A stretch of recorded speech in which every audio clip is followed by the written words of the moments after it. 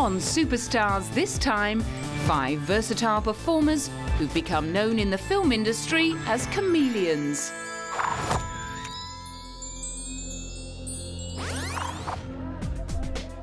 When Jason Leigh turned up to the set of The Machinist in 2004, she was faced with the shocking sight of a skeletal Christian Bale, who had shed 63 pounds to play paranoid insomniac Trevor Resnick.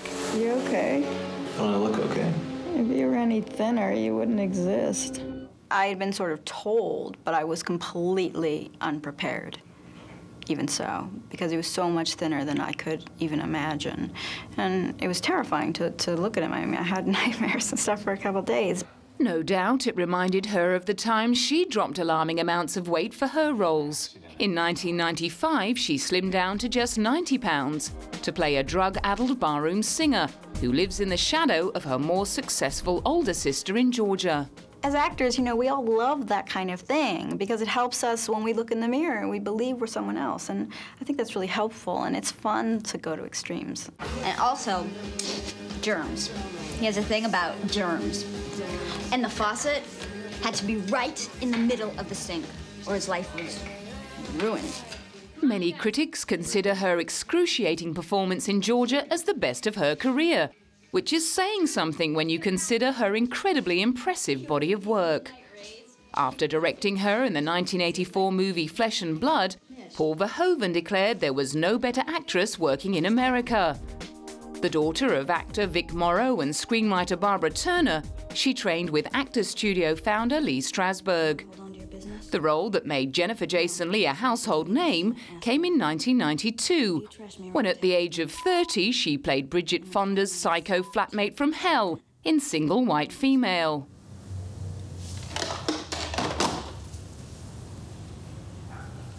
Ta-da!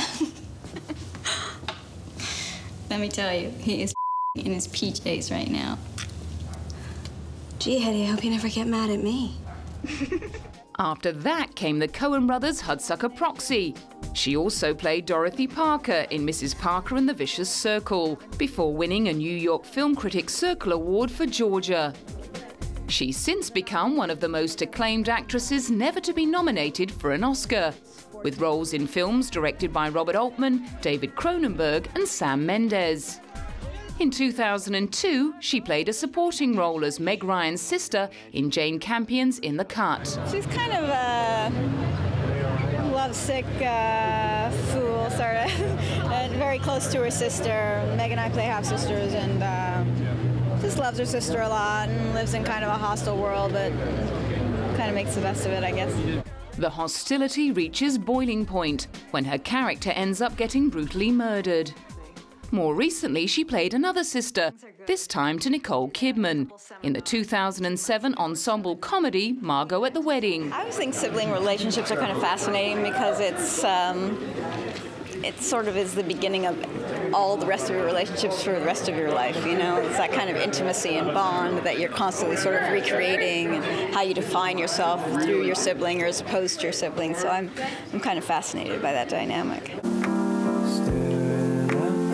What are you doing getting married to this guy? He's not good enough for you. He's that guys we rejected when we were 16. Well, who should I be with then? Someone who's your equal. This time there were no gruesome endings, as she worked for the first time with her writer-director husband of 2 years, Noah Baumbach.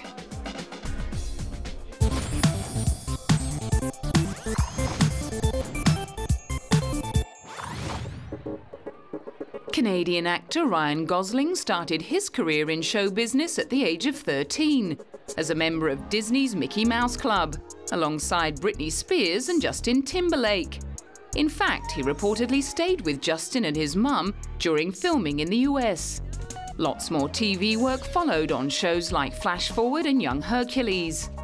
In 2001, he starred in the independent film The Believer, about an Orthodox Jew who becomes a neo-Nazi.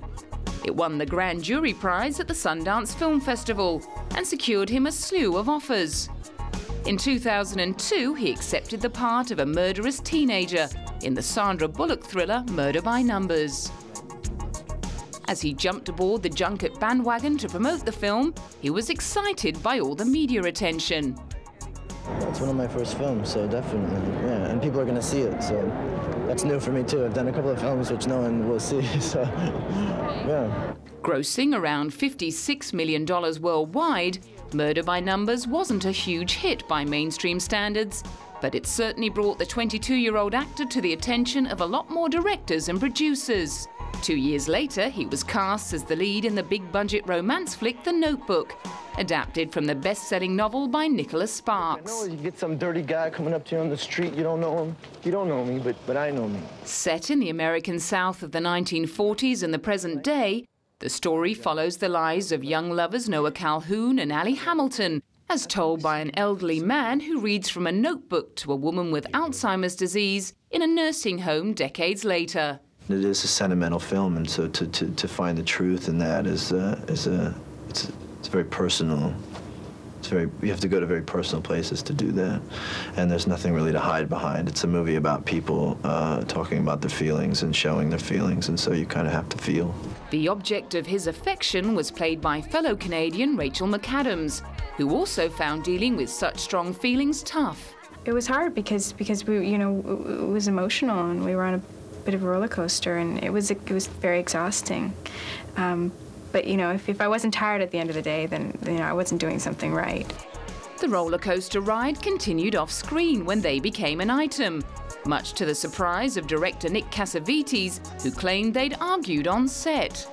The following year, Ryan shared the screen with Scottish heartthrob Ewan McGregor in the psycho-thriller Stay. Stay appears at face value to be the suspenseful story of a dedicated New York psychiatrist and his attempt to stop a secretive and unusual patient from carrying out a planned suicide on the eve of his 21st birthday. But behind the primary tale lies a far more unsettling and surreal mystery that not even Ryan could get to the bottom of. You know, it doesn't need to make sense. It's your own perception of what it is. In 2006, he scored his first Academy Award nomination for his performance as a crack-addicted high school teacher in Half Nelson. The same year, he started filming the thriller Fracture, opposite one of his heroes, Anthony Hopkins. Anthony's like he's the greatest, you know, and he's a master at what he does, you know, and so for me to get to spend time with a master and watch how they work, you know, it was a huge opportunity, and I was thrilled. Being such a big fan of his courtroom opponent made getting tough with him on camera difficult. You're like in the front row getting to watch Anthony Hopkins, and I was like, you know, like this the whole time, and then I had to remind myself always that I had a part to play and a job to do, and you know, I had to pretend like I wasn't enjoying him a lot because in the movie I don't like him, but I like him so much, so that sucked up all my acting energy. His sharp adversarial performance in Fracture was poles apart from his next outing in the independent, heartwarming dramedy Lars and the Real Girl, about a socially inept office worker who develops a relationship with an anatomically correct mail-order doll. After getting over the initial shock of Lars' choice of girlfriend, his hometown community begins to embrace Bianca and play along with his delusion. Craig, the director, set the tone for that, though. I mean, when I first met him, I said to him, how are you going to shoot Bianca? You know, how are you going to film her? And he said, I'm going to film her as though she's got a nudity clause in her contract. And he did, and he took everything that serious. I mean, she had handlers in the movie who were kind of like an entourage, and they were always around her and protecting her, and they'd give her magazines in between takes, and it was, everybody really, you know, was really supportive of the idea. The film went on to be a huge hit with critics and earned Ryan a Golden Globe nomination for Best Actor. Maybe all day Saturday?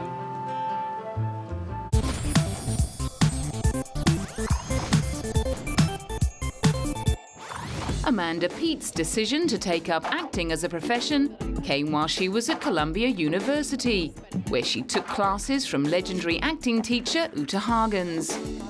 She cut her teeth on a few obscure indie movies before landing the role of Jack in the WB network series Jack and Jill.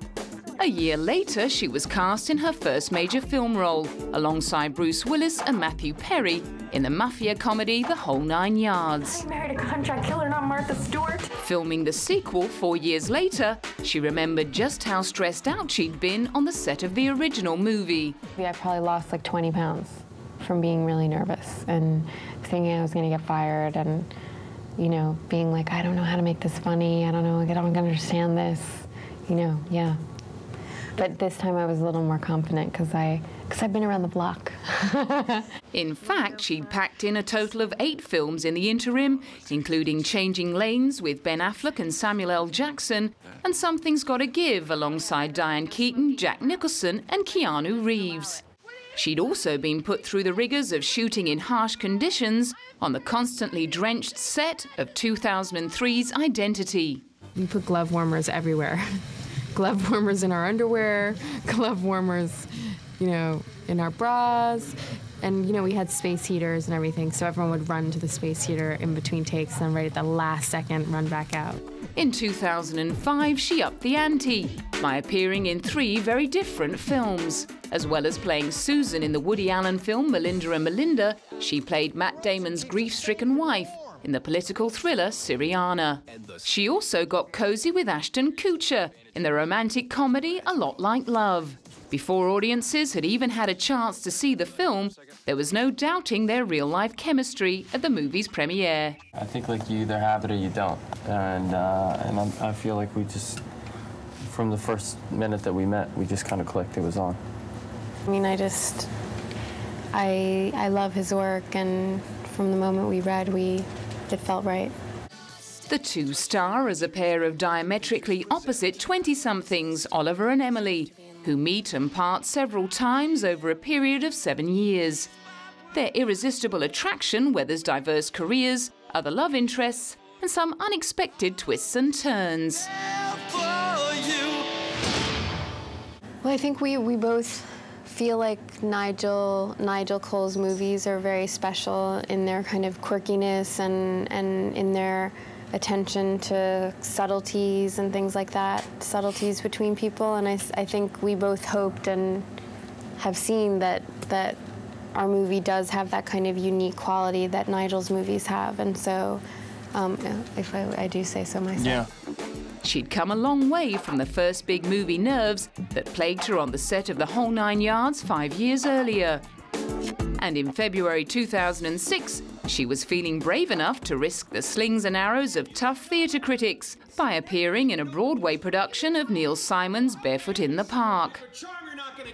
However, her growing confidence on the big screen didn't necessarily carry over onto the stage. It's funny, with theater, I kind of feel like I'm, it's kind of, I know this sounds weird, but it's almost like a kind of masochism, I think. Like I hate it and I complain and I am so terrified, but I can't help myself. You know, I'm like, yeah, I'll do it. Oh. In September 2006, she squeezed in marriage to screenwriter David Benioff, who wrote the film 25th Hour starring Ed Norton. Then she was back on the set of The X, starring alongside Zach Braff in a comedy about a slacker who's forced to work for his father-in-law after his pregnant wife steps away from her high-flying job as a lawyer. It was a story that immediately resonated with the newlywed Amanda.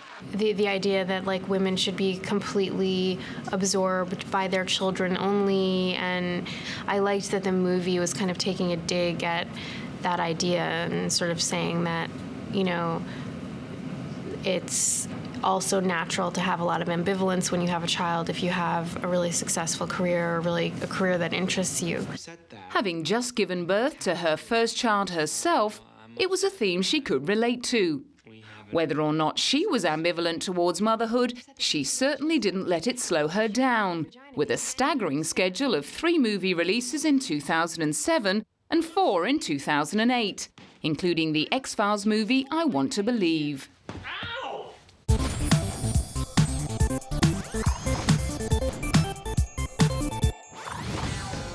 Like Ryan Gosling, Ed Norton turned heads with a shocking performance as a neo-Nazi skinhead. His portrayal of Derek in 1998's American History X, for which he piled on 30 pounds of muscle, earned him an Academy Award nomination for Best Actor. But the film that sealed his cult superstar status was the 1999 film Fight Club. However, Ed has since admitted that he doesn't feel comfortable living a cosseted celebrity lifestyle, and has been quoted as saying, "If I ever have to stop taking the subway, I'm gonna have a heart attack." Having 4 films released in 2002 would have done nothing to preserve his anonymity on public transport. Thankfully, however, the violent temperaments of many of his on-screen alter egos would surely have kept most autograph hunters at a tolerable distance. One of Ed's most challenging roles of 2002 came in the Spike Lee film 25th Hour. He plays a convicted criminal who has 24 hours of freedom before serving a 7-year jail sentence. Monty Brogan races against time to catch up with friends and family and say his last goodbyes. Talking about the film ahead of its release, he explained his non-judgmental approach to playing yet another violent character. What I liked about it is that it was a complicated portrait of a person who's struggling over accepting responsibility for the things that he's done, and it seemed to me to be examining, regret, and the idea of moral responsibility. For a little light relief, he also signed on to play a weak and disturbed street performer in the dark comedy Death to Smoochie, directed by Danny DeVito and co-starring Robin Williams and Catherine Keener. I wanted to do it. Someone sent me the script. I was in Montreal making the score, and it was like 2 in the morning, and I picked it up out of this envelope, and it said Death to Smoochie. I was like, unless this is horrible, I think I want to do this. So it made me laugh. There weren't too many laughs in the 2005 Crusader epic Kingdom of Heaven, in which Ed played King Baldwin IV. He stayed with the period costumes and epic sagas for his next 2 films, The Illusionist and an adaptation of the romantic novel The Painted Veil with Naomi Watts. Going back in time, however, did come at some cost to his comfort. Riding in a sedan chair I don't recommend as a form of travel. It is not, it is not like you think like you're going to be some like sultan. It's very uncomfortable. You get bounced all over the place. Set against the backdrop of China during the 1920s, it tells the story of a young English couple, a conservative doctor and a restless society girl, who marry hastily and relocate to Hong Kong. It's a story about a couple going through the process in a way of becoming deeply disillusioned with each other and recovering from that, which is what I think is very moving about it, is that they do ultimately get beyond their own flaws and forgive each other in some sense. In The Illusionist, he steamed up the screen with Jessica Biel as a renowned magician in 19th century Vienna. I'm sure his father will have something to say about that. Plans to overthrow his father. That could go very badly for him. Have you got it? Ed got to learn plenty of new tricks for the film, which also starred his old buddy Paul Giamatti. It's in your left. Well... A lucky guess, perhaps. You have a confederate who signals you. No. It's more primitive than that. Huh? When you raise your hand to your head, the blood drains from it. James Freeman, a British magician who he helped me specifically with some great things like just dropping the orange and having it fall slowly for a second, which we did for real on the stage. And it's like going to camp. It's like you get the best magicians in the world coaching you for 2 months. It's fascinating. He learned more new tricks for his fight scene with Colin Farrell in the cop drama Pride and Glory. It's less like fighting and more like doing a dance with somebody, learning the steps very carefully until you're very comfortable with it so that you can actually like put the emotion into it without hurting each other. So he could not be better at that stuff. I've done lots of fight stuff in my day, and he's top-notch at it. When it came to the fight scenes in 2008's The Incredible Hulk, his character had a little help from the animation department, which left Ed more time to concentrate on the new challenge of becoming a screenwriter. And being at the forefront of creative decisions as the film's co-writer had its perks. Oh, it was wonderful. When I was working on the script, I knew Liv was going to do it, so I added a scene where we get to run together in the rain and kiss and everything, you know. However, while he may be comfortable with getting romantic in front of the camera, Ed has developed a reputation for loving and leaving them in real life, after breaking engagements to Courtney Love and Salma Hayek in recent years.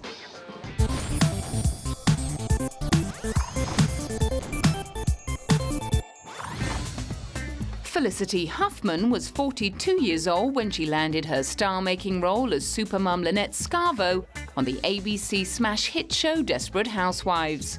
Success had been so long coming for the native New Yorker that she's been quoted as saying that she'll never take stardom for granted. You know who's gonna have my head? Nina! You know, this gainful employment thing is really starting to cut into our social life. Well, if one of you would just agree to raise my kids, I wouldn't need a job. Any takers? Yeah, no, I didn't think so. Her younger years were plagued with body image problems, which led her into long-running battles with anorexia and bulimia. Along the long road to recovery, she met fellow actor William H. Macy. They married in 1997 and share 2 daughters and a pooch called Bill, for whom they wrote a song. Before Felicity began filming Desperate Housewives in 2004, she and William appeared in several shows and films together, including Sports Night and Magnolia. Now entering its 5th season, Housewives has not only made household names of Felicity and her co-stars, Terry Hatcher, Eva Longoria, Marcia Cross and Nicolette Sheridan, all 5 women have become firm friends. And Felicity, for one, is very proud of what they've achieved. I'm happy to talk about Desperate Housewives. One, I'm really proud to be a part of it. I love that job. I'm the luckiest girl in the world. One, that I get to act, you know, Mark Cherry's writing every week, and 2, that people are watching it every week. Her role in the comedy drama series also won her an Emmy Award and opened the door to exciting new acting challenges. And her first lead role on the big screen couldn't have presented more of a challenge. In 2005's Transamerica, she played a pre-op male-to-female transsexual. Have fun. You're a guy? I'm a transsexual woman. Wow. I think transsexuality is a radically evolved state of being. I can't give Felicity enough credit for just throwing all kind of vanity aside and just saying, I want to make the best movie possible, and I want to be this character as much as possible, and I don't care if I don't look my best or if you have to go in on a tight close-up of my nose, or, you know, she just said, whether it was to do with the nudity, I think both of us, were collaboratively said, let's just do this and do it properly. For Felicity, uglying up for the part wasn't an issue. I'm a normal-looking woman. I mean, I look fine, and I like my face, but I've never been a beauty, and that's just not been my... That's just not what I was born with. I mean, I like my face. I'm not going, oh, But so it wasn't really like I had something to risk. However, when she took on the little indie road film, she had no idea that it would land her an Oscar nomination and a Golden Globe Award. Toby, would you mind introducing me to your new friend? Taylor. Yeah, this is Taylor. It's nice to meet you, Taylor. I guess about a year ago, my agent said, you know, I think if Harvey and Bob Weinstein buy the film, we might have a shot at maybe this film going somewhere. And I said, what do you mean? And he said, maybe the Academy Awards. And I said, oh, Chris, you're so sweet. This movie's not going anywhere, and I'm not either. It'd be great if you bought it, because, you know, someone could make some money. So the fact that those 2 things have happened, that I'm actually going to the Academy Awards, and the Golden Globe happened, is, it really is a parallel universe where all my dreams come true. The fairy tale continued with an invitation to promote a new range of skincare products for Dove. She also starred alongside Lindsay Lohan and Jane Fonda in Georgia Rule. And in 2009, she is set to appear in the aptly named Le Chameleon.